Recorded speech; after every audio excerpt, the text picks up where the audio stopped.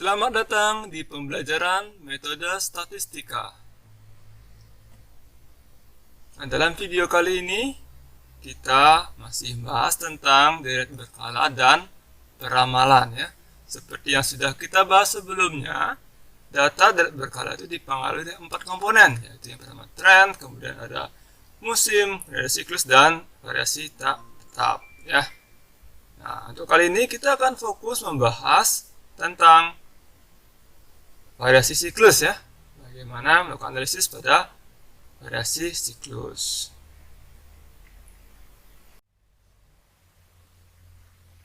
Untuk melakukan analisis pada variasi siklus, adapun metode yang kita lakukan adalah pertama kita melihat hubungan ya antara data berkala dengan 4 komponen itu, yaitu Y sama dengan TSCI.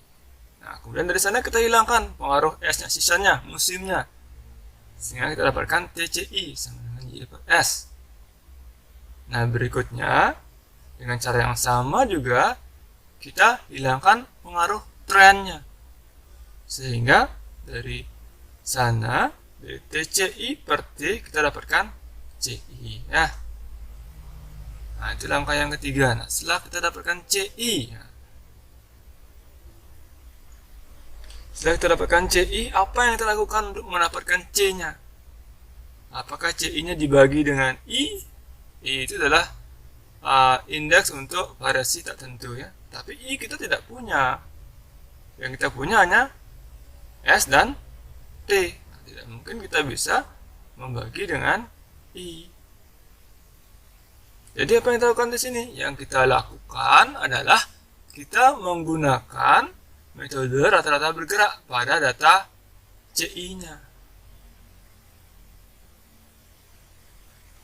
Nah, dari data CI itu kita gunakan metode rata-rata bergerak sehingga kita dapatkan nanti indeks C-nya.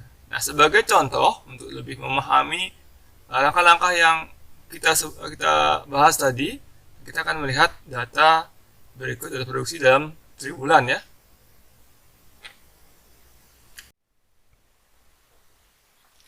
Oke, kita sudah masuk di worksheet Excel.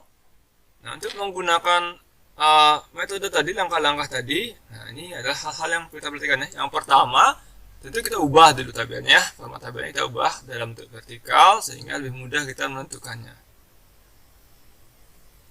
Berarti kita perlu S dan T ya. Nah, untuk T di sini, untuk trennya, kita akan menggunakan tren dengan kuadrat dengan metode kuadrat terkecil. Kita tidak akan hitung lagi ya, kita langsung gunakan dari data sebelumnya ya, seperti kita gunakan. Tinggal kita copy saja dari sana.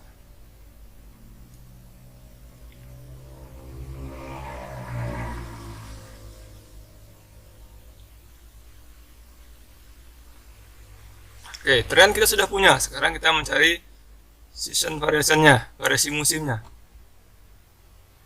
Nah, di sini kita bisa gunakan rasio rata-rata bergerak ya. Kita gunakan rasio rata-rata bergerak untuk di triwulan pertama tidak bisa kita lakukan sebenarnya karena apa? Karena data sebelumnya tidak ada. Kita mulai dari triwulan yang kedua di tahun pertama, yaitu data asli berbanding dengan rata-rata bergerak ya. Rata-rata bergeraknya adalah yang pertama, kedua, dan yang setelahnya. Itu jumlahkan tiga-tiganya bagi 3. Nah, ini baru rasio antara data asli dengan data bergerak. Ingat dikali 100% ya. Yang 100% karena nilainya ini merupakan suatu persentase ya. Oke, kita sudah punya S atau season atau musim.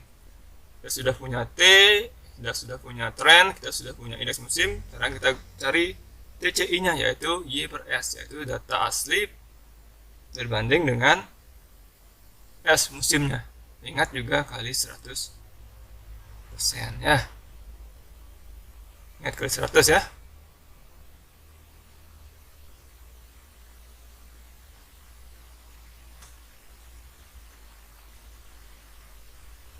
Oke, kemudian setelah itu lanjut, nah kita akan mencari CI-nya. Nah, seperti yang di bagian di bawah, CI adalah DCI per T. Nah, tinggal dibagi dengan T. Tetap ada kali 100 ya, karena datanya berupa persentase. Dan nilainya nanti harus berupa persentase.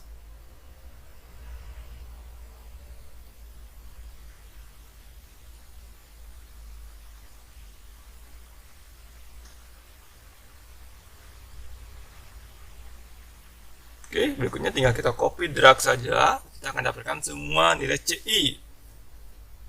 Tapi tentu mulai dari triwulan kedua tahun pertama dan sampai triwulan kedua tahun terakhir ya. Berikutnya kita mencari C-nya. Nah, kita gunakan di sini metode rata-rata bergerak. Kita tambahkan 3 nilainya sebelumnya, nilai di triwulan itu dan nilai setelah triwulan itu bagi 3. Nah, kita akan dapatkan indeks C-nya, yaitu indeks siklusnya. Nah, karena di sini menggunakan Excel, kita bisa mengatur sampai desimalnya berapa angka belakang koma ya, serah nanti keperluannya berapa ya. Nah, sampai di sini kita sudah bisa menentukan indeks siklus ya. Nanti untuk menggunakan di peramalan, tentu yang kita gunakan adalah siklus triwulan 1, triwulan 2, dan triwulan 3. Berapa indeks siklusnya? Tentu kita harus menggunakan rata-ratanya ya. Setiap triwulan 1 berapa nilainya, kemudian dirata-ratakan. Triwulan 2 berapa saja, kemudian kita rata-ratakan.